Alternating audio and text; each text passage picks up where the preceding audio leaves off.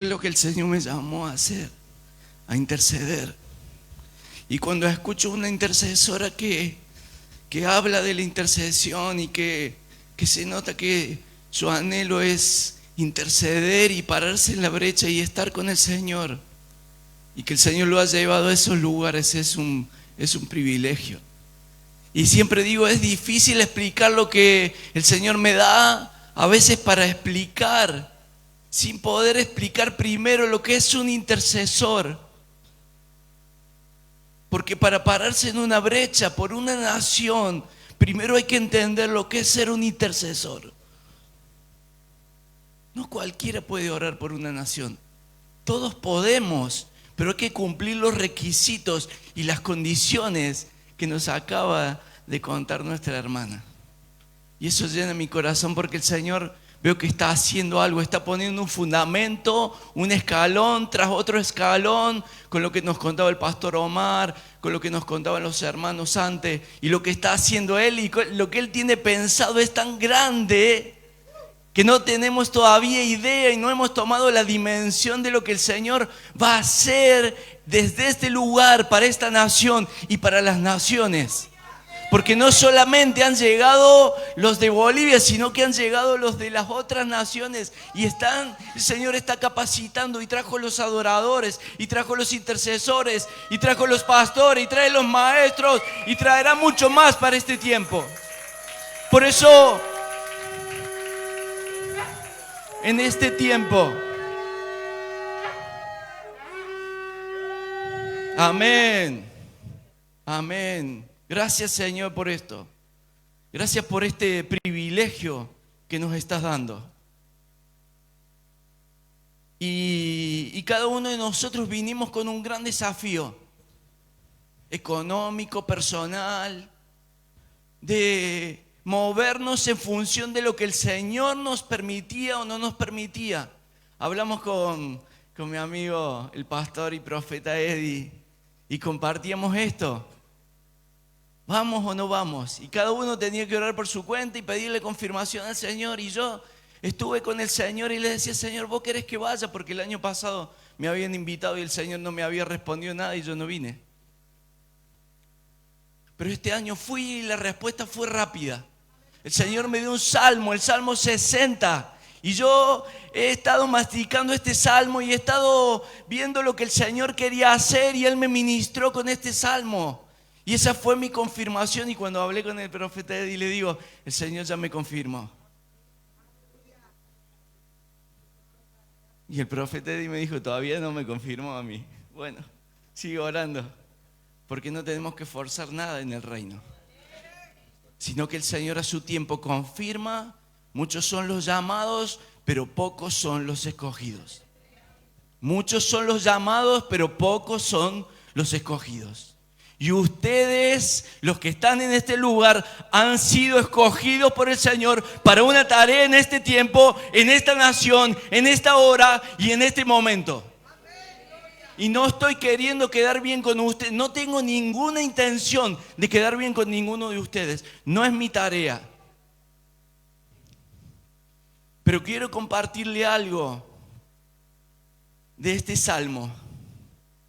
Porque cuando el Señor nos da una palabra es completa. Y no fue la única palabra que el Señor me habló para esta nación, pero fue mi palabra de confirmación para venir a este lugar. Fue el Salmo 60. Todo el Salmo 60, es hermoso el Salmo 60. Pero yo veía reflejado. Y el Señor me dio esa palabra. Y siempre en la palabra está la provisión, la bendición y lo que nosotros debemos estar atentos para la tarea que Él nos da en ese tiempo. Y la palabra del Salmo 60 dice, versículo 4 y versículo 5, dice, has dado a los que te temen bandera que alcen por causa de la verdad, para que libren tus amados. Salva con tu diestra y óyeme. Y el versículo 11 y el 12 dice, danos socorro contra el enemigo, porque vana es la ayuda de los hombres. En Dios haremos proeza y Él hollará a nuestros enemigos. Y cuando veníamos para acá, yo veía una bandera que me molestaba bastante, porque el enemigo también levanta una bandera. Y Él nos desafía con sus banderas, Él nos desafía con sus palabras. Y quiero decirle que esa bandera la he visto 2 veces en Bolivia. Es mi segunda vez que vengo a Bolivia. Hace 27 años atrás el Señor me trajo a Bolivia con un equipo de jóvenes misioneros. No sabíamos ni qué hacíamos, pero el Señor nos trajo a La Paz. Y yo conocí esta nación hace 27 años atrás. Y el Señor impactó mi corazón con esta nación. Y eso quedó guardado en mi corazón. Lo que yo vi y viví en ese tiempo en Bolivia quedó guardado en mi corazón. Pero ¿cuál es la bandera que levanta el enemigo? Nosotros habíamos venido con un grupo de jóvenes, 20 años, 7 jóvenes cruzando Bolivia. Yo no sabía ni a qué venía. Le digo que están bastante bien las rutas hasta acá, porque en ese tiempo, no sé ahora, pero cuando fuimos a La Paz, eran camino de tierra. Y viajamos pollo, niño y un montón de cosas que viajábamos ahí. Cuando me senté pisé algo y una señora se enojó conmigo y había pisado al niño porque ella lo había puesto ahí con una mantita, y yo me senté y lo pisé al niño. No sabía que ponían el niño ahí, una manta arriba. Así que ahí salieron esos jóvenes a ir por Bolivia con un corazón dispuesto. Y como no había ni predicador ni nada y yo venía como líder del grupo, entonces me dijeron, vos sos el que tenés que predicar. Y yo dije, bueno. Así que fuimos a una iglesia y me acuerdo lo que prediqué. El corazón del Señor. ¿Cuál es el corazón del Señor? Y tal vez hoy, 27 años después, vuelvo a predicar lo mismo. Lo que está en el corazón del Señor. No ha cambiado el tema. Cambió mi entendimiento de sus escrituras. Pero en esa época prediqué lo que creía que estaba en el corazón y apasionaba el corazón del Señor. 27 años pasaron, pero escuché una palabra que el otro día cuando venía hasta acá, la volví a escuchar. Y esa palabra fue, en una de las tareas que teníamos que hacer, nos llevaron a la cárcel que está en La Paz. Una cárcel muy grande, casi 1000 presos. Y nos dijeron, ustedes van a entrar y van a predicar allá adentro. Y yo cuando llegamos a ese lugar y vi la reja tan grande y vi del otro lado los presos, me asusté muchísimo. Y dije, Señor, nosotros hoy es nuestro último día. Y cuando vi esa reja tan grande, habíamos llegado un poquito tarde. El profeta me decía que llega temprano. Bueno, habíamos llegado tarde. Yo digo al revés, los profetas siempre llegan tarde, así que no se preocupe si llegan tarde porque el Señor está probando su corazón. Y había un oficial y nos dijo estas palabras. Él dijo, mientras yo esté en este lugar, ustedes no van a pasar.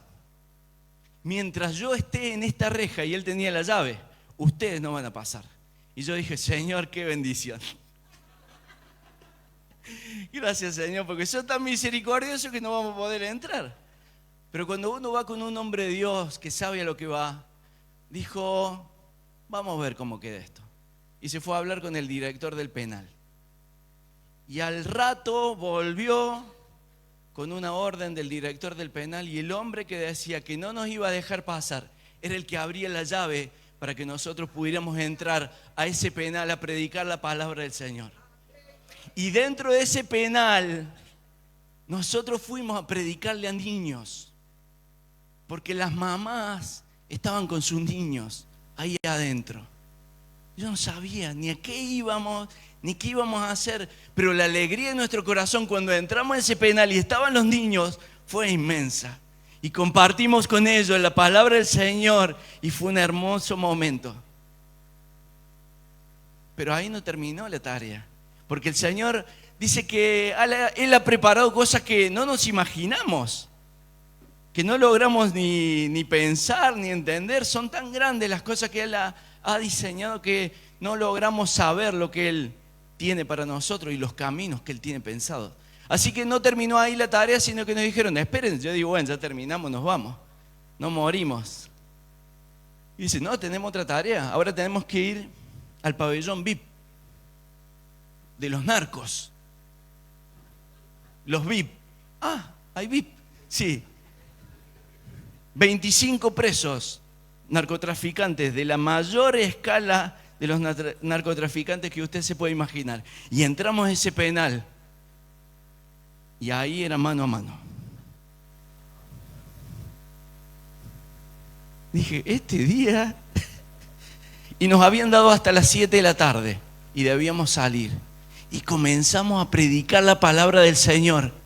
Y estos narcotraficantes empezaron a llorar. Empezaban a llorar por la palabra del Señor, escuchando la palabra del Señor que había traído 7 jóvenes inexpertos en la palabra del Señor, en la predicación, pero que predicábamos que el Señor tenía algo en su corazón para ellos. Y ahí lo conocí a Meco, un narcotraficante. Él me dice, yo era el cuarto de Pablo Escobar. Y en ese lugar, yo hacía la ruta, me dice, Los Ángeles, Nueva York, Caracas, Bolivia, todos los lugares grandes. Yo controlaba, era una mano derecha de Pablo Escobar. Pero un día llegué con mucha droga y me detuvieron. Y acá estoy preso de por vida. Y me dice, pero acá conocí al Señor. Acá conocí al Señor. Y esa celda que yo tengo, se la di al Señor. Y ahora es la iglesia, es la casa donde el Señor, se ora al Señor y donde se predica la palabra del Señor. Amén. Amén. El Señor tiene cosas tan grandes. Pero la segunda vez que escuché esa palabra, no pasarás, fue en estos días cuando veníamos para acá. 2 veces, la misma palabra. Y el hombre que estaba en el segundo piquete, porque ya se habían peleado y se habían pegado palazos y se habían tirado petardo 2 o 3 veces y ya estaba enojado de una forma tremenda y ya eran piñas, volaban petardo, palos. Y lo escuché que él dijo estas palabras: de acá ustedes no van a pasar. Así dijo él. Y yo dije, 27 años antes yo escuché esas palabras. Y yo dije, vos no sabes lo que estás diciendo. Porque nosotros venimos en nombre del Dios vivo. Y Él levantará una bandera y nosotros hollaremos a nuestros enemigos. Y estos hombres no son nuestros enemigos, pero lo que está atrás de ellos sí son nuestros enemigos. Y nosotros empezamos a proclamar la palabra del Señor de forma muy tranquila, pero con autoridad y diciendo, y en nuestro corazón, animándonos que íbamos a pasar. Hasta el pequeño niño predicaba la palabra y cantábamos y orábamos y había un tiempo hermoso donde podíamos compartir juntos. Gracias, Señor. Porque cuando el Señor quiere hacer algo, no hay hombre que pueda impedir lo que Él va a hacer. Y entraron y se confundieron nuestros enemigos. Y estaban tan confundidos, hermanos. Después de que esperamos nuestro tiempo, algunos de nuestro equipo, el viejo hombre quería volver a aflorar. Había un boxeador, había otro, había varios que ya querían entrar, Pero el Señor, me parece, no sé si por mí o por el profeta Eddie, pero ¿qué nos dijo el Señor antes de salir cuando estábamos en Buenos Aires tomando un café? ¿Qué nos dijo? Éxodo 14:14. ¿Y qué dice? Ustedes estén quietos, que yo pelearé por ustedes. Y estábamos tomando un cafecito y mire cómo el Señor obra, ¿no? El mozo fue el que nos dio la palabra. Dice, yo tengo una palabra, porque habíamos orado por un joven de la calle y él vio que éramos cristianos y dice, yo tengo una palabra para usted. Dijimos, usted es profeta, ¿eh? Éxodo 14:14. Estén quietos y el Señor peleará por ustedes. Así que yo estaba, que me contenía también, pero el Señor me decía, estén quietos, porque yo pelearé por ustedes. Así que el Señor empezó esa tarea y nos trajo aquí con un propósito. Ahora, ¿cuál es el propósito por el que nos trajo? cuando uno va a plantar algo y cuando uno va a sembrar, primero tiene que limpiar el campo y sacar todas las espinas y sacar todas las cosas que están estorbando para la siembra que viene. Y en esta hora vamos a limpiar algunas cosas y esas cosas pueden doler. Pero aunque duela, usted tiene que saber que no es que yo lo quiero lastimar, sino que el Señor está limpiando y quiere derribar algunos argumentos que hemos construido en nuestra mente, pero que no son argumentos del reino. Y Él quiere poner un nuevo fundamento, una nueva semilla. Simplemente vamos a poner una nueva semilla, pero ustedes serán los encargados de cuidar esa semilla y que esa semilla germine hasta que se haga un gran árbol y dé mucho fruto. Por eso vamos a limpiar un poco y después vamos a plantar algo. Ese es nuestro desafío en esta tarde. Para eso vamos a ir a un texto muy conocido de la palabra del Señor. Y permítame hacer algo, porque creo que es importante, hacer una pequeña oración. Señor, te damos gracias, porque vas a hacer algo nuevo en esta hora. Porque vas a limpiar, Señor, vas a arrancar y vas a destruir. Pero también vas a edificar y vas a construir, Señor. Por eso te damos gracias y te pedimos que tu Espíritu Santo hable y todo lo que sea de hombre quede de lado, pero lo que sea de tu Espíritu y para tu iglesia quede en el Espíritu y en el corazón de esta iglesia, de esta ciudad y de esta nación, en el nombre poderoso de Jesús de Nazaret. Amén y amén. Le pido que vaya conmigo, un texto muy conocido, Génesis 12:3. Y mientras usted lo busca, yo le voy a contar una pequeña anécdota, porque esto de los intercesores y de lo que el Señor nos lleva a hacer siempre es muy loco.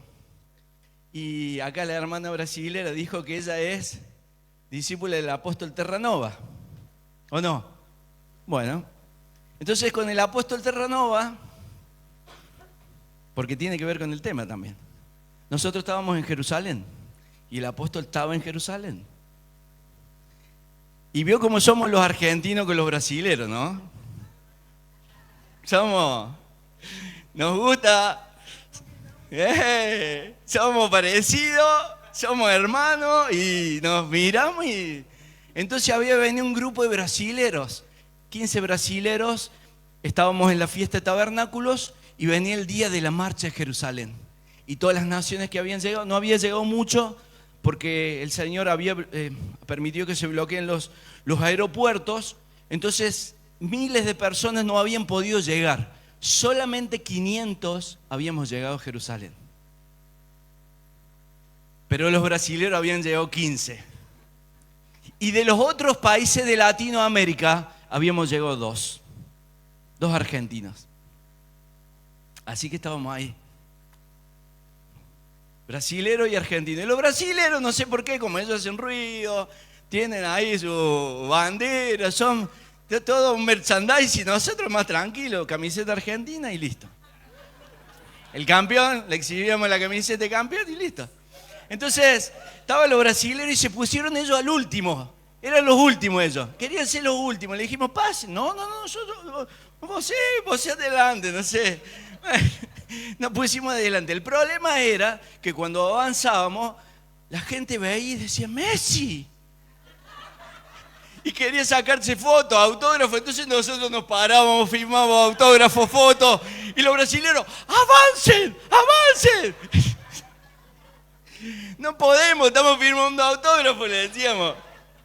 Y peleamos con los brasileños, pero eran las naciones en Jerusalén, marchando por Jerusalén con el pueblo judío, con los niños, con el pueblo judío, el pueblo del Señor, una unidad, ellos esperando a las naciones y las naciones marchando por Jerusalén, bendiciendo al pueblo judío. Así que tenemos esa linda experiencia con el apóstol Terranova.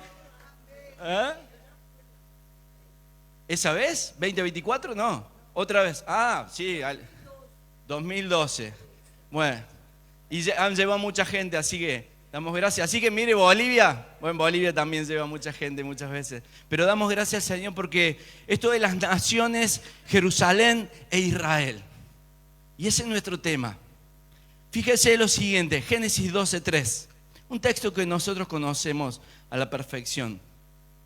Dice Génesis 12:3, y podemos leer un poquito antes.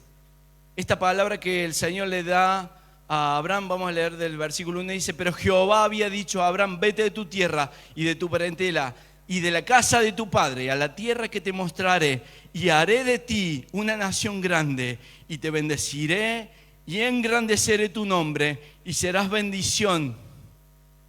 Bendeciré a los que te bendigan, y a los que te maldijeren maldeciré, y serán benditas en ti todas las familias de la tierra.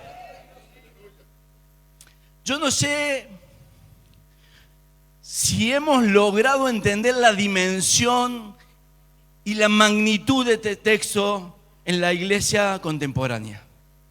No sé si hemos tomado la dimensión de lo que es este texto, porque en este texto está el plan de salvación del Señor a través de su amigo Abraham. Pero además hay mucho más. Hay bendición a las naciones, hay bendición a la tierra, pero también hay maldición a las naciones y maldición a la tierra. Y yo, cuando el Señor me llevó a este texto y me llevó a escarbar en este texto, yo no entendía lo que Él me quería mostrar, pero el Señor fue muy claro con este texto. Nosotros siempre entendimos que bendeciré es algo que yo digo con la boca, ¿o no? Si yo digo algo bueno, te estoy bendiciendo. Si digo algo malo, te estoy maldiciendo. Pero en el texto original de este texto es un poco diferente. Porque el texto lo que dice es: bendeciré, serás de bendición. Bendeciré a los que te bendijeren. En el original, la palabra de la raíz en el hebreo que le da origen a esta palabra es la palabra rodilla. No tiene nada que ver con hablar. Y entonces, ¿cómo conecta la bendición con la rodilla? Oración, puede ser oración, pero tiene que ver con esto. Dice el Señor: yo mismo me voy a inclinar a servir al que te sirva. Yo mismo, a vos, Abraham. Y quiero aclarar algo. Este texto no solamente se lo dijo a Abraham, se lo dijo a Isaac y se lo dijo a Jacob. El mismo texto, la misma bendición. Por ende, llegó esta bendición hasta Israel. Yo mismo me voy a inclinar, dice el Señor, y voy a servir al que te sirva. Cambia radicalmente esto. Imagínese si el Señor quiere bendecir algo. A Él no hay nada que lo pueda parar. Cuando Él quiere bendecir algo, nadie se puede impedir, porque Él puede bendecir con su mano en una dimensión que nosotros ni siquiera podemos imaginar. Pero dice el texto: maldeciré a los que te maldigan. Y ese texto en el original está conectado con una maldición que es ahor, sin luz. Sin luz. Esa maldición está conectada y puede destruir a una persona, a una familia, a una ciudad y a una nación o al mundo entero. Miren lo que le digo. Ahor. Dice el Señor: yo mismo destruiré por completo al que te menosprecie. No es al que diga algo malo, no es al que te ofenda, es al que no le importe lo que te está pasando, Jacob. Es al que no le importe lo que te está pasando a Abraham. Es al que no le importe lo que le pasó a Isaac. Es al que no le importe lo que le pasa a Israel. Es al que lo menosprecie. Es al que diga: allá Israel, allá ese pueblo, sabemos que es el pueblo de la Biblia, sabemos que es un pueblo escogido, pero nosotros con ellos no tenemos nada que ver. Menosprecio. Menosprecio. Y el Señor dice, yo mismo destruiré por completo a los que te menosprecien, pero a los que te sirvan, yo mismo me voy a inclinar y los voy a servir.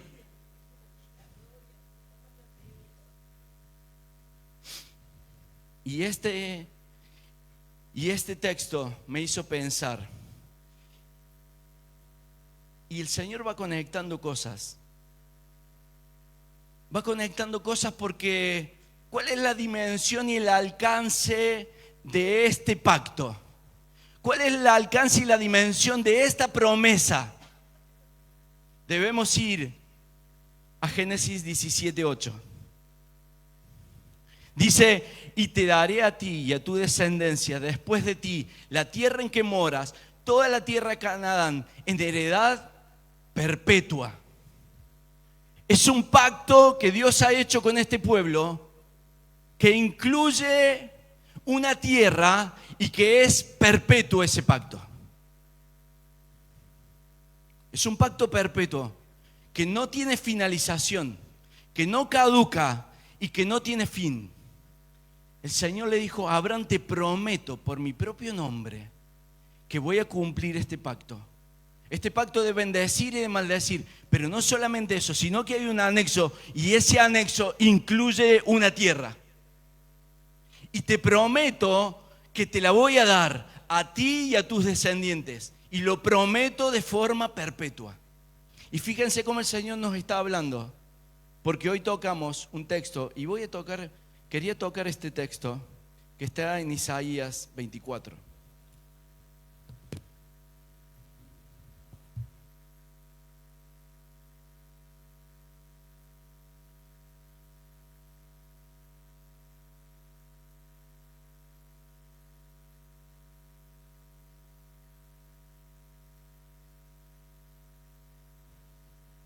Lo pudimos ver nosotros a este texto.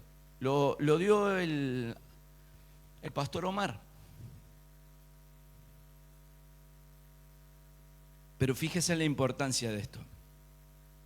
Vamos a leer Isaías 24 del 1 al 13.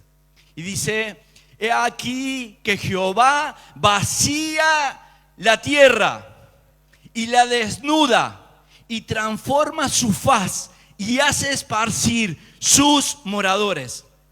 Y sucederá así como al pueblo, también al sacerdote, como al siervo, así a su amo, como a la criada, así a su ama, como al que compra, al que vende, como al que presta, al que toma prestado, como el que da logro, así al que lo recibe. La tierra será enteramente vaciada y completamente saqueada, porque Jehová ha pronunciado esta palabra. Se destruyó, cayó la tierra, enfermó, cayó el mundo, enfermaron los altos pueblos de la tierra y la tierra se contaminó bajo sus moradores, porque traspasaron las leyes, falsearon el derecho y quebrantaron el pacto sempiterno. Por esta causa la maldición consumió la tierra y sus moradores fueron asolados por esta causa. Fueron consumidos los habitantes de la tierra y disminuyeron los hombres. Dice el Señor, la tierra quedó totalmente vacía y la tuve que asolar y la tuve que destruir porque los hombres hicieron 3 cosas que no podían hacer. Porque quebrantaron 3 cosas. Yo solamente voy a hablar de una. Pero ustedes saben mucho de las otras 2. Dice, porque los hombres y las naciones traspasaron las leyes. ¿Vivimos tiempo de traspasar leyes o no? Nuestros gobiernos y nuestras naciones se cansan de traspasar las leyes de Dios. Pero también falsearon el derecho. También falsearon el derecho. ¿Cuántos derechos estamos falseando como naciones en este tiempo? Y eso trae asolamiento a nuestras naciones. Destrucción. Y el intercesor, acá vuelve el intercesor. Cuando el intercesor ve eso, tiene que actuar. Tiene que ver que está sucediendo eso en su nación y rápidamente esconderse en el Señor y decirle, Señor, ten misericordia de mi nación, porque estamos traspasando tus leyes, porque estamos traspasando el derecho. Pero aquí viene lo que nosotros estamos concentrados. Porque está traspasando mi nación el pacto sempiterno. Y si traspasa el pacto sempiterno, dice que esa nación va a ser asolada, va a ser destruida. ¿Cuál es el pacto sempiterno? El pacto que hizo con Abraham. Bendeciré, maldeciré y te doy una tierra. Cuando las naciones se levantan en contra del programa que Dios tiene con Israel y con su tierra, esas naciones caen bajo un manto de maldición y van a ser arrasadas. Van a ser arrasadas esas naciones. Por eso rápidamente la nación, cuando ve eso, es como hacían los profetas, que cuando ven venir eso, van rápidamente al Señor y le dicen: Señor, dice el Señor, antes de destruir la tierra, estoy buscando un intercesor para no destruirla, porque estoy viendo lo que está haciendo su nación. Y si nuestra nación hace esto, va a ser consumida nuestra nación. Y eso es lo que vemos en nuestras naciones en este tiempo. Nuestros pactos, nuestros acuerdos con las naciones y nuestra indiferencia y nuestro quebrantamiento del pacto que Dios tiene con Israel. Y esto trae una consecuencia muy grande.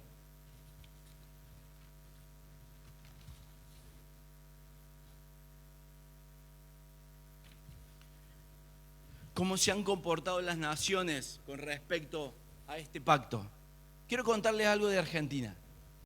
Hace unos años atrás, yo vengo acá y recuerdo muchas cosas de Argentina cuando vengo. Hemos pasado tiempos muy difíciles y estamos pasando tiempos difíciles. Pero cuando el Señor nos dio este entendimiento de este texto y cuando nos puso en la brecha para interceder y nos dijo: quiero que ores por Israel, nosotros respondimos el llamado. Y Dios empezó a revelarnos cosas que Él iba a hacer. Y vimos que nuestra nación iba a caer. Y vimos que nuestra nación estaba en una caída libre y no entendíamos por qué. Y Dios empezó a abrir nuestros ojos. Y nos empezó a conectar y nos empezó a llevar a diferentes lugares. Un día nos llevó a Ushuaia. Armamos un pequeño grupo de intercesores y empezamos a orar en una cadena conectada con Jerusalén. Empezó la pandemia y empezamos a orar por Jerusalén. 10 horas las diferentes naciones oraban y había 10 naciones que oraban, pero Argentina no estaba en esa oración. Y yo decía: Señor, ¿cuándo va a venir Argentina? Y esperaba un mes, y 2 meses, y 3 meses. Si tenemos tantas iglesias, si tenemos tantos pastores, si tenemos tantos intercesores, un día van a poner ahí en el cartel Argentina. Pero Argentina nunca aparecía. Y las naciones estas, en un Zoom de 10 horas, había 10 naciones. Cada nación ocupaba una hora. Esto fue cerca de la pandemia, 2019. Y empezamos a orar. Y el Señor me empezó a enseñar algunas cosas. Pequeñas cosas fuimos aprendiendo. Aprendí que en Zacarías hay una promesa, que las naciones que suben a Jerusalén, ¿saben qué pasa? ¿Saben cuál es la promesa? El que sepa no me lo diga. Levánteme quién sabe cuál es la promesa. 1, ¿cuántos más? 2, 3.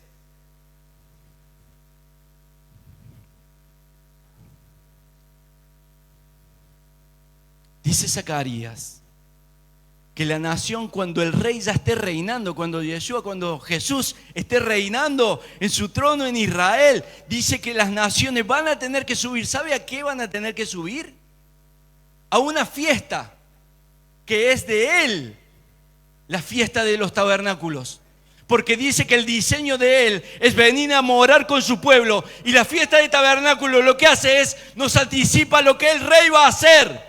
Y Él dice: prepárense, porque así como festejan la fiesta y entienden y suben a Jerusalén, un día yo voy a venir y voy a habitar. Y Él tabernaculizó en medio de los hombres, pero se fue, pero Él vuelve para quedarse a vivir con su pueblo.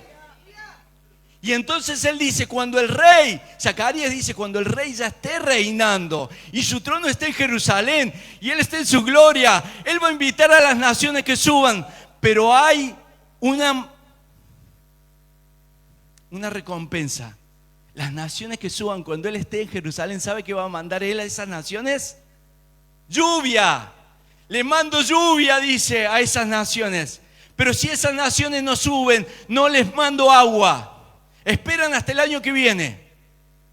Y yo aprendí esto. Señor enseñándonos pequeñas cosas. Yo dije, ¿cómo?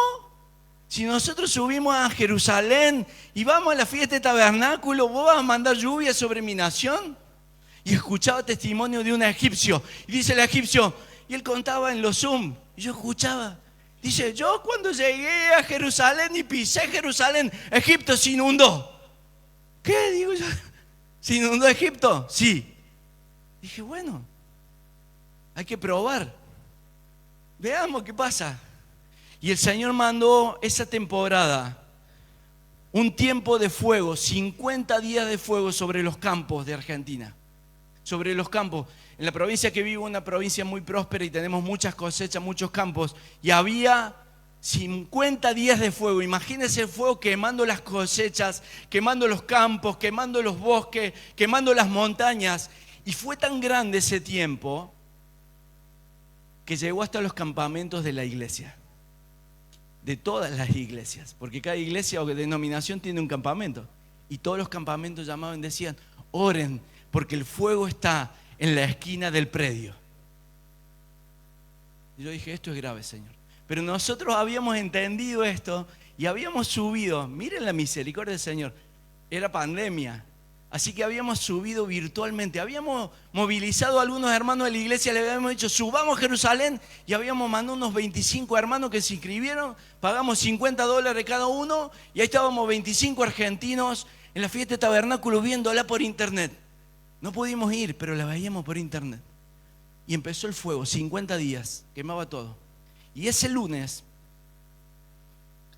era tan grave que los líderes pastores jóvenes de la ciudad empezaron a llamar y convocaron una reunión un lunes a la noche para orar por el fuego. Mire, cuando los líderes juveniles de la ciudad un lunes llaman para orar, la cosa es grave. Porque no oramos nunca un lunes. Y oramos poco.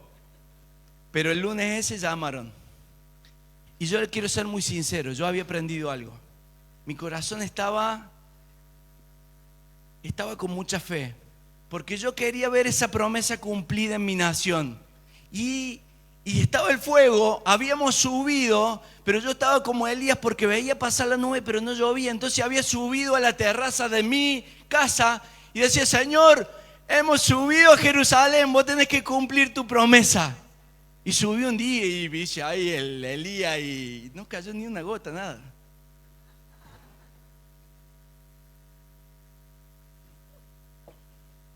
Eso era domingo. Pero el lunes a la mañana, el Señor me volvió a decir, lee de nuevo el texto. Dice que el profeta lo tuvo que hacer ¿cuántas veces? 7 veces. Me dijo el Señor, ¿ya te cansaste con una? El otro tuvo que orar 7 y vos te cansado con una. Así que subí de nuevo y digo, vamos a ver de nuevo. Señor, hemos subido a Jerusalén. Y puse un papel. Y grabé el papel, puse las promesas, lo que Dios había prometido. Y puse, nosotros hemos cumplido y lo firmé. Y subí con ese papel. Acá está, Dice tu palabra. Dice tu palabra que vos mandas lluvia a la nación que suba a la fiesta de los tabernáculos. Y subí y oré así. Tranquilo, tampoco creía que era, Señor, acá dice tu palabra que vos mandas lluvia. Y cayeron unas gotitas. ¡Oh! ¿Para qué cayeron unas gotitas? Mi corazón estaba. Y vino a la reunión de los líderes juveniles. A la noche. Eso fue a la mañana. A la noche viene reunión de líderes juveniles. Empezamos a orar por el fuego. Era para eso, para lo que orábamos. Pero uno de los líderes, de los pastores coordinadores, me escribe por privado, me dice, Diego, bendecía a Israel. Porque lo había vuelto loco 1 año y medio. Hay que bendecir a Israel. Entonces él me escribe, no delante de todos los líderes. Me manda un mensajito privado como para no quedar expuesto que fue él el que dijo. Entonces yo, cuando te den turno a vos, vos orá por Israel. Y yo ahí, el loco de Israel. Esa es la mía. Cuando llega mi turno, yo oro y bendigo a Israel. Digo, Señor, bendecí Israel. Desde Argentina bendecimos Israel. Tu palabra dice que tenemos que bendecir Israel. Y cuando termino la oración, yo le mando un mensaje a él. Y le digo, ahora ora por la lluvia.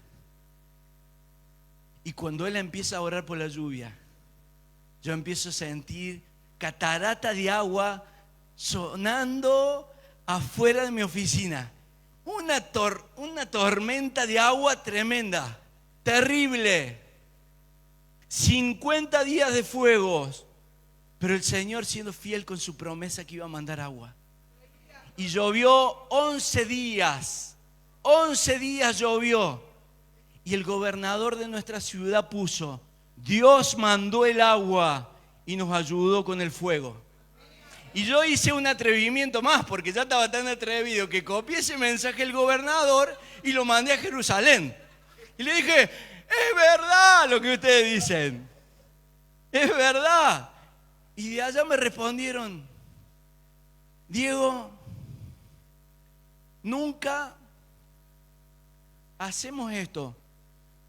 Porque siempre primero conocemos a la nación, conocemos a la gente. Y después hacemos cosas en la nación. Pero estamos viendo que Dios está haciendo algo anticipadamente en tu nación, que nosotros no entendemos y queremos ser parte de eso que Dios está haciendo en tu nación. Así que de ahí, de ese milagro, pasé a formar parte del equipo de la Embajada Cristiana Internacional en Jerusalén. Y armamos un equipito de trabajo de 3 personas para conectar con Jerusalén y con Israel. Y ahí empezó una carrera, hermanos, tremenda, tremenda, de donde el Señor nos empezó a enseñar cosas tremendas. Estas pequeñas cosas, grandes o pequeñas, que nosotros hacemos en contra o a favor de Israel, son muy importantes. Y mire, yo no quiero, porque sería fácil hablar de Bolivia de una forma juzgando a Bolivia, y esa no es mi tarea. Yo fui muy crítico con mi nación y pasamos un proceso muy fuerte en esto de la intercesión y orar por Israel y orar por la nación. Y quiero contarle algunas cosas muy rápido y después vamos a ver un poquito de Bolivia y después cerramos. Empezamos a orar por la nación. Y nosotros teníamos tan poquito de conexión con Israel que le dijimos, Señor, mira, se nos ocurrió una idea, porque si nosotros no tenemos gobernantes que bendigan Israel, no sirve mucho. Entonces empezamos a orar para que el Señor nos diera algún gobernante que bendiga Israel. Mire la fe nuestra. Algún gobernante que bendiga Israel. Pero Dios dice que Él escucha la oración, pero puede responder de una forma tan abundantemente que nosotros no tenemos idea. Y entonces empezamos a orar. E hicimos algo, y esto es muy importante. Hicimos algo porque el Señor nos abrió la puerta de la Embajada de Israel y fuimos a la Embajada de Israel. Y Dios nos dio una inscripción, pudimos hacer una inscripción en una placa para la embajadora Gali Ronen, que era la embajadora en ese momento, y la visitamos y pusimos un proverbio que el Señor nos dio. La justicia enaltece a la nación, pero el pecado es oprobio delante de todos los pueblos. El pecado de una nación va a ser exhibido delante de todos los pueblos, pero si hay justicia en esa nación, va a ser enaltecida. Y entonces llevamos ese texto y le dijimos, embajadora, traemos esta placa, que es lo que dice la palabra de Dios, y nosotros hoy vinimos a pedir perdón por lo que nosotros, nuestra nación, le hizo a su pueblo. No, dice la embajadora, yo no tengo nada que ver. Yo trabajo con el Estado de Israel. Y nosotros le dijimos, usted es alguien oficial y nosotros podemos pedirle, por la oficialidad que usted tiene, pedirle perdón a través de usted a todo el pueblo. Así que le dijimos, queremos pedirle perdón. ¿Y saben qué? Nuestra historia, el Señor nos llevó a investigar un poco nuestra historia, y nuestra historia con Israel es linda y es amarga.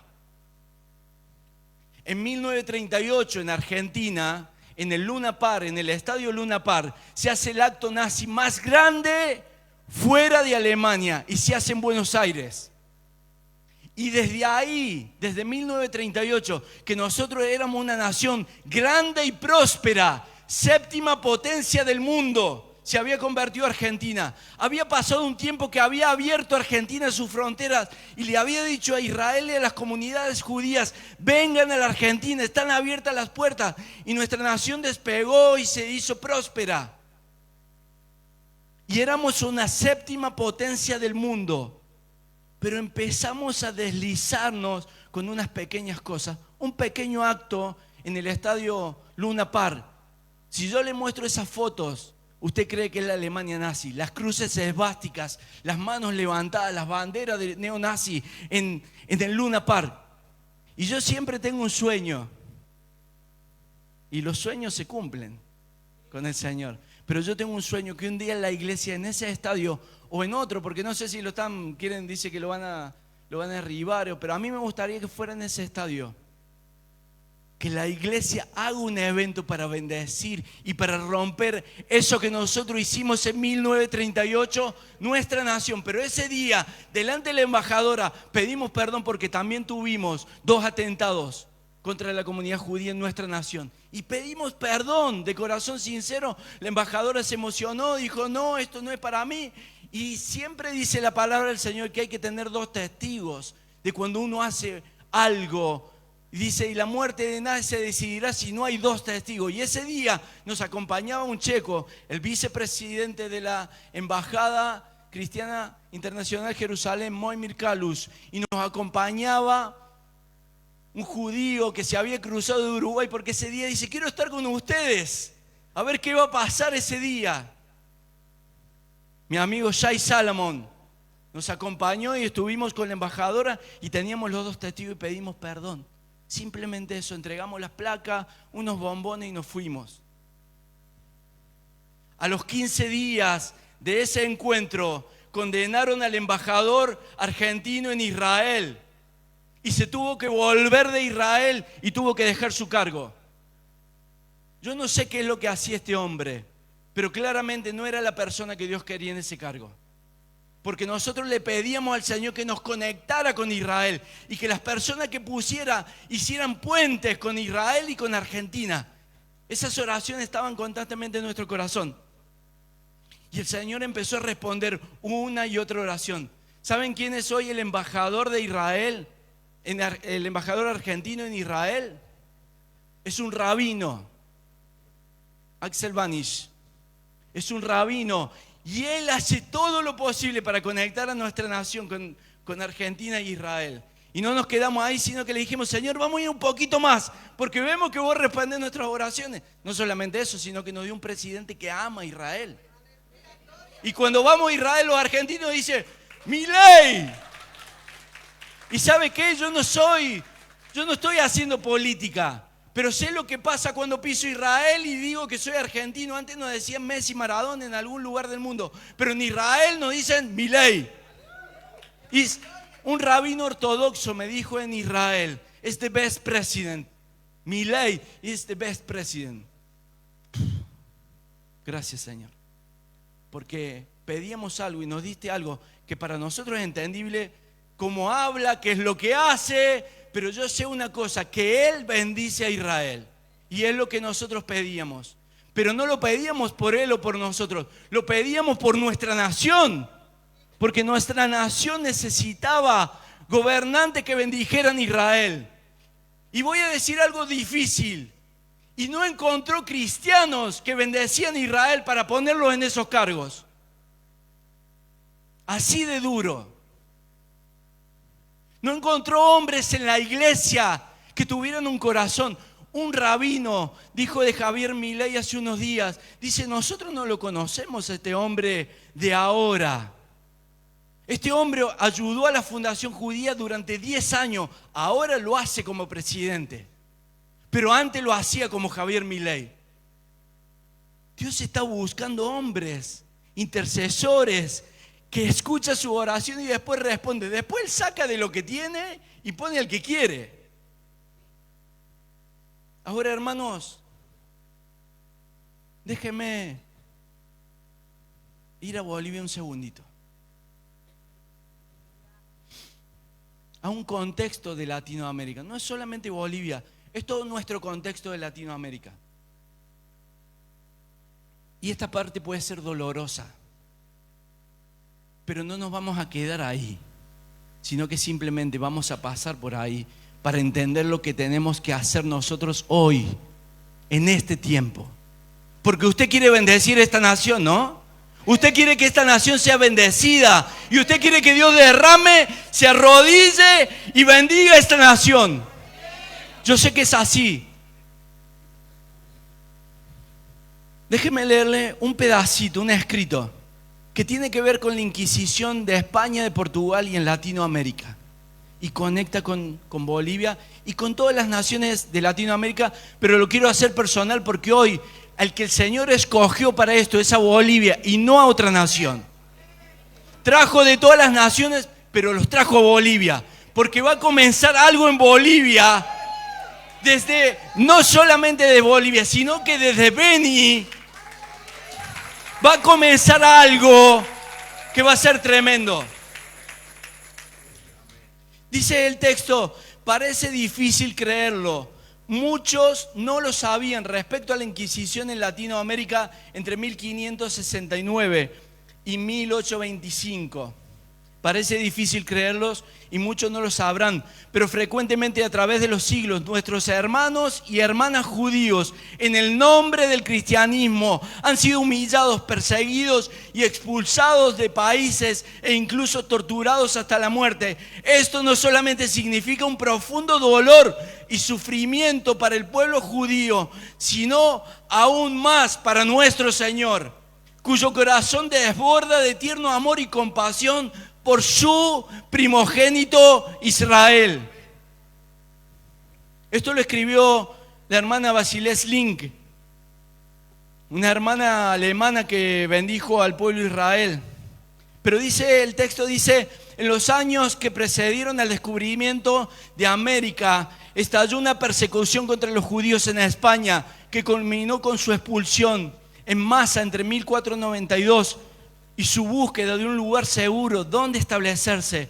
Los judíos españoles habían sido obligados a aceptar el bautismo, convirtiéndose de esta manera en nuevos cristianos. La Inquisición española oficialmente fue establecida en 1480 por el rey Fernando V y la reina Isabel I para descubrir a los nuevos cristianos, practicando secretamente su fe judía y castigarles y obligarles a adoptar la fe cristiana o morían en la hoguera.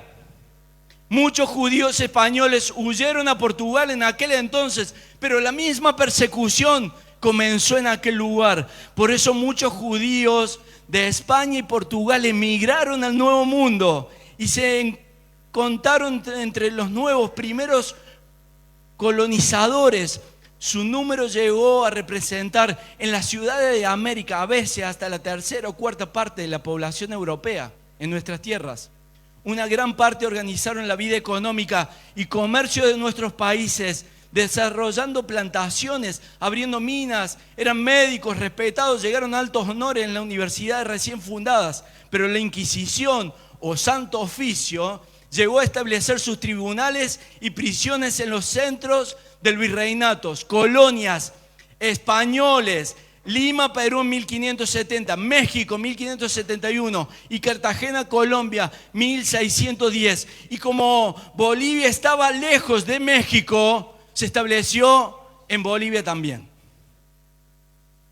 Estos santos oficios, que lo único que hacía es observar si había un judío en la comunidad y juzgarlo y matarlo o cristianizarlo. Las otras ciudades y los pueblos tenían sus representantes y agentes de la Inquisición. Hoy hay agentes que andan viendo, ¿no? En estos días, en las calles de Bolivia, a ver qué hace usted, ¿no? A ver si está con el hombre de Chapare, ¿no? Miran. En ese tiempo se miraban y estos que salían a buscaban si había un judío que se osara a prender una menorá o unas velas de Shabbat para exterminarlo de la tierra. Cristianos en nuestras tierras. Estos, si eran sospechosos de estar practicando la fe judía, fueron vistos como herejes y llevados al tribunal más cercano, como Lima o como otros países de Panamá, Cuba, Caribe o Bolivia o diferentes lugares, incluido Argentina. Y me tomé un atrevimiento de buscar específicamente qué había pasado en estas tierras. Dice la Inquisición de los criptojudíos en la época colonial, cuando habitaban el territorio boliviano.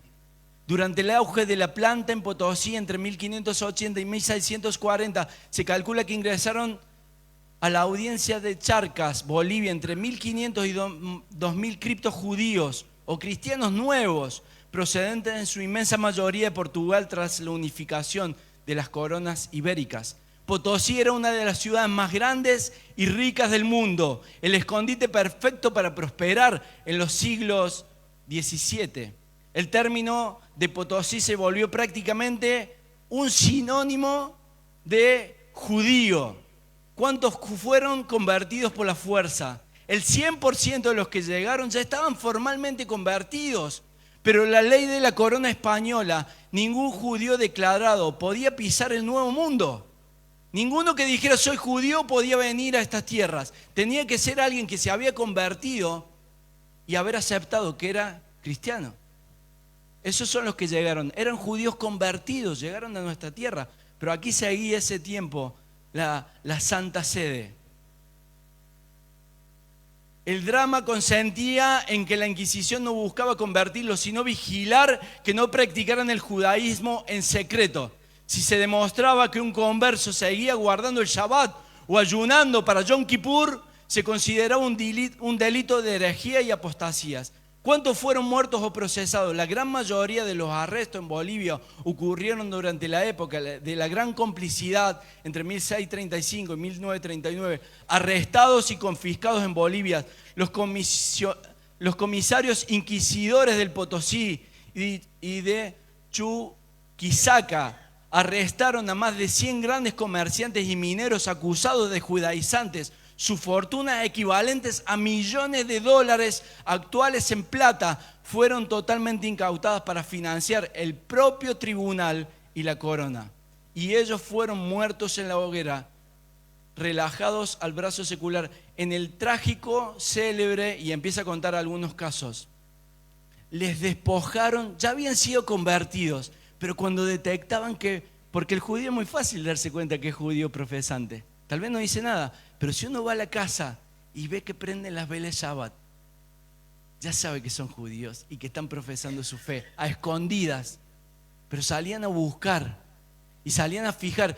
Y ellos el día del perdón entienden que el día de Yom Kippur es su día de perdón, entonces ayunan. Entonces si lo veían ayunar, entendían que eran judíos y lo mandaban a matar. En esta tierra pasó eso. En estos lugares pasó eso. Tiempo lejano.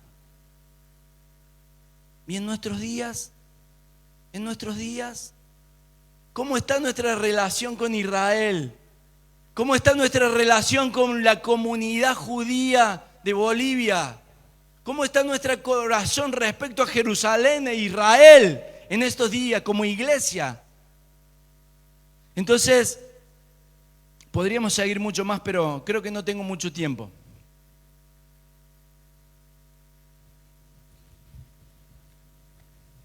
Pero si usted me permite, quiero leer un pequeño texto para entender lo que está en el corazón del Señor. Ezequiel 28, 25 al 26. Ezequiel 28, versículo 25 y 26, dice: así ha dicho Jehová el Señor, cuando recoja a la casa de Israel, de los pueblos entre los cuales está esparcida, entonces me santificaré en ellos ante los ojos de las naciones y habitarán su tierra, la cual di a mi siervo Jacob, y habitarán en ella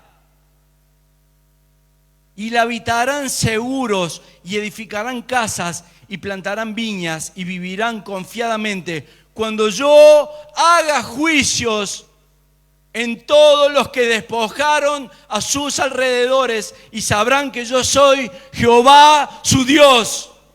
Viene juicio a las naciones, mi hermano. Viene juicio por el despojo a los judíos.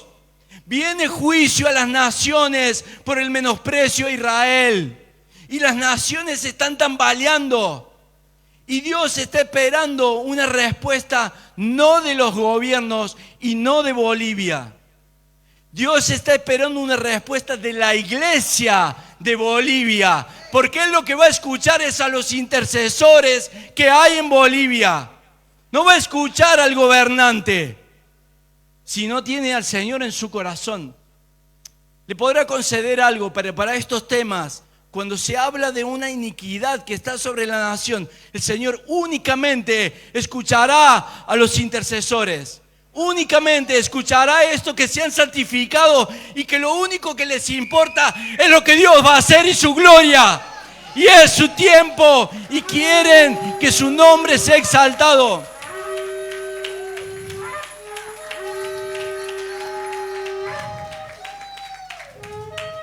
No tiene que ver con Israel. Saques eso de la cabeza. No tiene que ver con un pueblo que es rebelde y que hace cosas malas. No tiene que ver con eso. Tiene que ver con que Dios asoció su nombre a este pueblo. Y el enemigo lo quiere destruir. Lo quiere aniquilar a este pueblo. Y Dios dice, no puedo dejar que caiga Israel. Porque si cae Israel, caería mi nombre. Y dice la palabra, no lo hago por Israel, lo hago por mi nombre. Y las naciones conocerán el nombre del que se rieron cuando mi pueblo estaba en sus naciones y ellos lo despojaban y ellos le sacaban las cosas. Voy a volver a hacer algo que nadie puede hacer, lo voy a recoger de todas las naciones. Por eso yo digo, si tiene un judío, bendígale porque se está yendo. Porque se lo va a llevar el Señor, no va a quedar en las naciones. Y el que quede, seguramente corran peligro sus vidas en los días que vienen. Por eso el Señor está levantando pescadores, ayudadores, está levantando una iglesia de entendimiento. Que se pare en la brecha y que diga, yo voy a estar del lado de Israel. Pero no estoy hablando del Israel político. Porque eso mira lo que hace Israel y nos vuelve, eso sería otra charla, no puedo entrar en eso. Estamos enamorados del Israel bíblico e histórico, pero nos hemos desprendido del Israel actual. Y quiero decirle con temor del Señor que es el mismo pueblo. Que es el mismo pueblo. Usted dice que el Señor hablaba cuando Josué salía y aniquilaba a los pueblos de su alrededor. Pero ahora no sabemos qué hace Israel cuando sale a la batalla. Lea Ezequiel 38, 39, 40, dice, y soplé y puse y levanté un gran ejército en ellos, de esos huesos secos. Él levanta un gran ejército y dice que ese ejército no tiene su espíritu. Pero le dice al profeta, volvé a soplar sobre ellos. Y dice que el profeta volvió a soplar y él puso su espíritu dentro de ellos. Viene un tiempo que Israel va a tener el espíritu y es el tiempo que Israel vea una iglesia distinta a la iglesia de la Inquisición. Que ve una iglesia con el espíritu que ama al pueblo judío y que está dispuesto a dar su vida para cuidarlos. Miren lo que estoy diciendo. Isaías 2 dice, lo que vio Isaías, recién vimos lo que vio, ¿o no? Pero Isaías en el versículo 2 dice, hijo de Amós, acerca de Judá y de Jerusalén. Acontecerá que en lo postrero de los tiempos que será confirmada el monte de la casa de Jehová como cabeza de todos los montes, y será exaltado sobre los collados, y correrán a él todas las naciones. Y vendrán muchos pueblos y dirán: venid y subamos al monte de Jehová, a la casa del Dios de Jacob, y nos enseñará sus caminos, y caminaremos por sus sendas. Porque de Sión saldrá la ley, y de Jerusalén la palabra de Jehová. Y juzgará entre las naciones, y reprenderá a muchos pueblos, y volverán sus espadas en rejas de arado, y sus lanzas en hoces, y no alzará espada nación contra nación, ni se adiestrarán más para la guerra. Las naciones están en el plan de Dios, pero las naciones pueden subir a adorar al Señor, al monte del Señor, o pueden subir a batallar en contra de Israel. ¿Qué hará nuestra nación? ¿Bolivia subirá a batallar en contra de Israel? ¿O Bolivia subirá como una nación a bendecir Jerusalén e Israel y a preparar el camino? Yo creo que Dios está armando una unidad y una identidad en Beni que no se va a deshacer. Una identidad que hace una unión que no se va a romper. Él confía en ustedes. Él confía en lo que Dios está plantando hoy. Una pequeña semilla de amor por Israel, de amor por su pueblo. Eso hace latir el corazón de Dios. Eso está haciendo latir el corazón.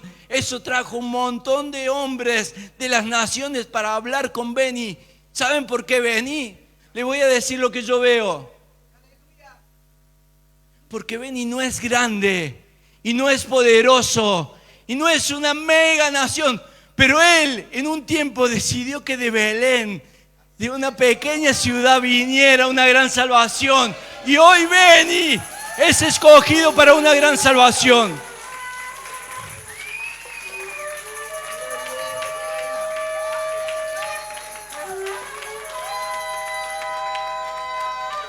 Quiero hacer algo. Necesito 4 personas que pasen, que me ayuden. 4 personas. Nosotros en nuestra nación hicimos algo. El Señor nos permitió entender esto. Conectamos esa bandera, que es nuestra bandera, con esta bandera. Y yo donde voy llevo la bandera de Israel. Y hoy, como un acto profético, quiero sembrar esta bandera en este lugar. Como una pequeña semilla que se pone. Como una pequeña semilla. Y vamos a unir esto acá. Ustedes háganle un nudito ahí para que queden unidas.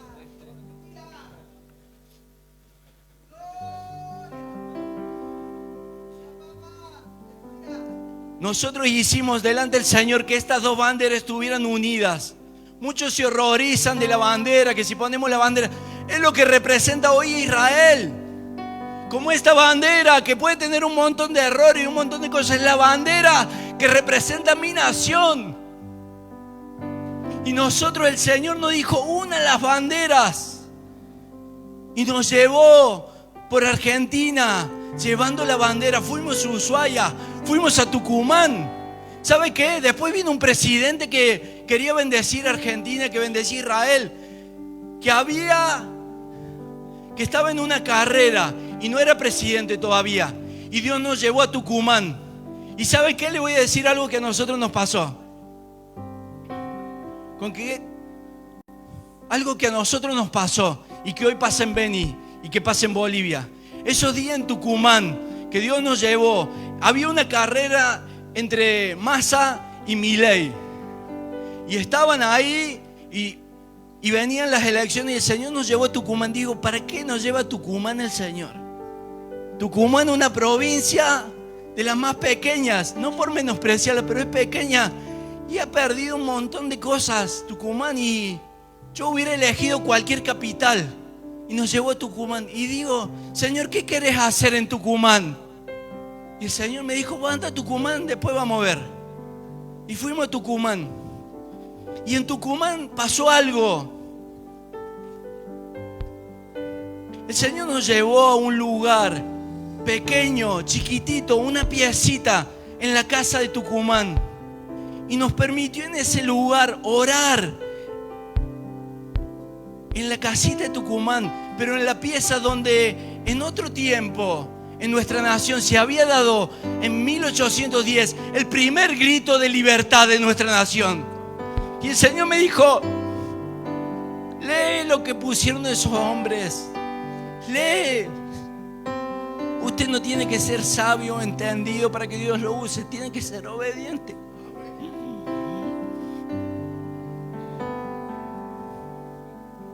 Solamente obediente, solamente Kadosh, santificado y obediente, nada más. Y el Señor me hizo leer esa enmienda de ese grito de libertad. Y decía que esos argentinos habían invocado al Señor y le daban lugar en nuestra nación. Y habíamos ido y oramos en esa pequeña piecita de Tucumán. Y le digo: ¿qué querés que digamos? Que la Argentina vuelva al fundamento que fue establecido, que me dieron lugar. Y oramos en esa pequeña piecita. No sabe lo que es, algo chiquitito. Y salimos de ahí, uno de los profetas dice: veo mucha muerte. Y tocamos los shofares, porque el Señor había llevado varios shofaristas. Y oramos como estamos orando y tocando en Beni y clamando. Y en ese patio algo se rompió. Y esos días que estábamos en ese lugar, Tucumán se quedó sin nafta. Escuchen bien, Tucumán se quedó sin nafta. Y cuando nosotros oramos, faltó la nafta. Yo dije: ¿qué pasó acá? Y venía a Tucumán el otro candidato, no Milei, sino Massa. Venía a Tucumán. Y cuando llegó, no había nafta. Y el Señor me puso algo en mi corazón: se está quedando sin nafta este candidato. No va a ganar las elecciones él, porque llegamos antes que él, y porque oramos antes, y porque proclamamos antes lo que el Señor iba a hacer. Ese gobernante nunca ganó y se quedó sin nafta, y ganó un presidente loco que no tenía partido y que es hermoso, y que una vez lo pude ver. Y antes de verlo a ese presidente, la noche antes el Señor me dijo: prepárate porque mañana vas a ver al presidente. Y dije: Señor, ¿qué querés que le diga? Yo no sé qué decirle. Y Él me dijo esto y puso estas palabras en mi corazón. Fue una charla de 30 segundos. Cuando lo estuve delante, digo: ¿cómo lo voy a ver al presidente? Y un segundo se abrieron, él quedó. Y me dijo el Señor: avance. Yo, ahora. Y di 2 pasos y estaba delante de él. Y le dije: presidente, le quiero decir una cosa, porque había estado orando toda la noche anterior. El Señor me había dicho que lo iba a ver. Y yo sabía lo que tenía que decir. Presidente, le quiero decir algo. Que hace un tiempo, y estaba apurado porque digo: vienen los guardias y me tiran acá. Quiero decirle algo, que hace un tiempo el Señor puso en nuestro corazón, en los intercesores, orar por un hombre de gobierno que bendiga a Israel. Y Dios nos respondió esa oración con usted. Y le dije una cosa más, que en ese momento parecía un trámite. Y le dije: y mueva nuestra embajada argentina a Jerusalén, sea valiente, y Dios lo va a bendecir. Y yo dije: este presidente lo va a hacer en 2 minutos. Pero después empezaron a complicar las cosas. Pero seguimos orando por eso. Y yo quiero ver a mi nación mover esta bandera a Jerusalén y plantarla en Jerusalén y decir: somos amigos de este pueblo, el pueblo del pacto. Mi nación yo quiero que esté en Jerusalén. Mi nación yo quiero que esta bandera ondee en Jerusalén. Pero el Señor no me trajo para hablarle de mi nación. Lo que el Señor me trajo es para contarle lo que Él hizo con nosotros, con los intercesores. Una cosa más: cuando el Señor responde las oraciones, usted se anima a pedir cada cosa. Entonces le pedimos una cosa más: que queríamos un vuelo directo entre Argentina e Israel, porque yo tengo el sueño que un día vamos a llevar 250 argentinos a Jerusalén. porque llenamos los estadios del mundo con el fútbol. Y yo digo, ¿cómo no podemos llevar un avión a la fiesta de tabernáculo? 250 argentinos que suban con las banderas y que estemos con el pueblo judío. ¿Por qué no? Si somos el pueblo de la pasión, somos apasionados, nos gastamos hasta lo que no tenemos. Usted no sabe lo que nos gastamos para venir acá.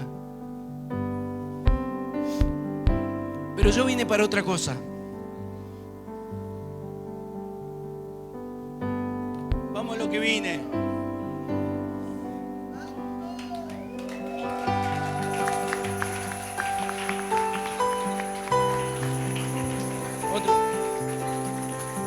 Yo vine para hacer esto. Que esta bandera de Bolivia, pónganla del otro lado, allá, no acá. Esta bandera conectada con la de Israel. Del otro lado, como dos hermanos que bendicen. Como dos hermanos que bendicen a este pueblo. El Señor Jesús dice, escuchen esto, Jesús de Nazaret dice, quiero decirle algo, la salvación viene de los judíos. El Señor lo dice, y si Él lo dice, yo le creo.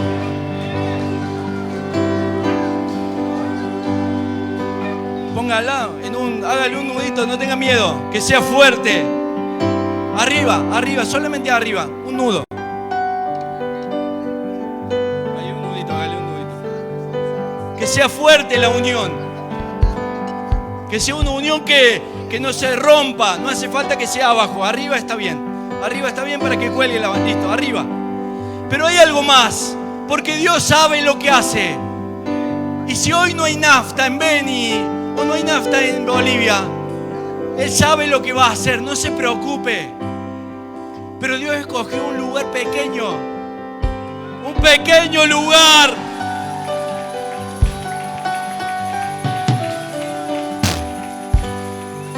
Escogió un pequeño lugar porque a Él le encantan los pequeños lugares. Y Él miró en Bolivia y dijo, ¿dónde va a ser? ¿Dónde va a ser? ¿Dónde va a ser? ¿Dónde vamos a plantar la semilla? ¿Dónde va a crecer? ¿Dónde la van a cuidar? ¿Dónde va a germinar? Y Él, en su sabiduría, en su omnipotencia, en su presencia, en lo que Él sabe hacer, Él dijo, va a ser en Beni. Él dijo,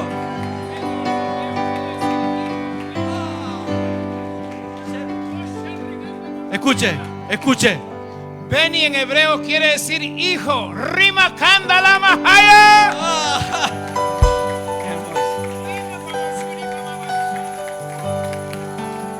Amén. Ve que no hay nada librado al azar. No hay nada librado al azar. Él sabe lo que hace. Él sabe lo que va a hacer con ustedes. Él sabe por qué lo trajo aquí. Por qué lo trajo a cada uno. Para que sean protectores y cuidadores de esa semilla que vamos a plantar y que va a crecer, y que va a crecer, y que va a crecer. Y ¿sabe qué? No se preocupe por los enemigos de esta nación, porque cuando usted haga esto y cuando usted levante de este lugar la bendición a Jerusalén e Israel, Él, el Señor que dijo en Salmo 60, yo levantaré una bandera y tus enemigos caerán. Yo levantaré una bandera en Beni. Esta bandera la levantaré y tus enemigos caerán. No solamente en Beni, pero ustedes quedan con la tarea de orar al Señor y pedir hombres en esta gobernatura, que bendigan Israel.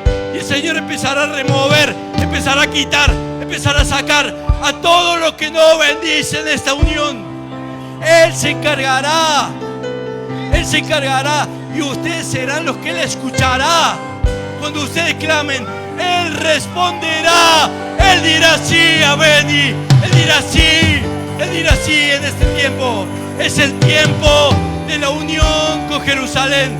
Es el tiempo de la restauración de ese pueblo. Pero es el tiempo de que estas naciones, aquella y esta, subamos a Jerusalén. Porque dice que de Jerusalén saldrá el gran rey. Y estamos preparando el camino de su venida. Él viene a Jerusalén y nosotros vamos a preparar su camino. Si usted quiere ser parte de esto, pase al frente y Levante sus manos sobre la bandera de Israel, de Beni, de Bolivia, rodéelo. Mi abuelo es salteño, soy boliviano y soy veniano. Amén. Usted va a orar ahora, venga. Hay algo que están haciendo. Hay algo que están haciendo. Padre, mira a tu pueblo en Beni. Haz crecer tu espíritu. Haz crecer. Derrama tu espíritu. Es tu palabra. No es palabra de hombre. Es tu poder. Y algo está rompiendo el poder del enemigo en esta nación. Porque dice: bendeciré a los que te bendigan. Bendeciré a Beni. Bendeciré a Bolivia. Bendeciré. Yo mismo.